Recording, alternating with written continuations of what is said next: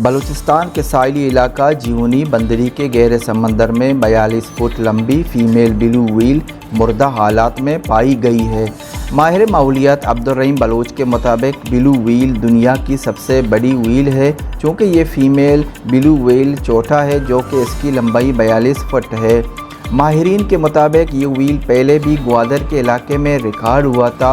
माहिरीन के मुताबिक इसके मरने की वजह बड़े बहरी जहाज़ों से टकराने, पानी की खराबी के बायस ऑक्सीजन की कमी और बड़े बड़े जालों में आकर फंस जाना भी इनकी मौत का सबब बनती हैं। WWF के अमले ने समंदर में फ़ीमेल ब्लू व्हेल की पैमाइश भी की है।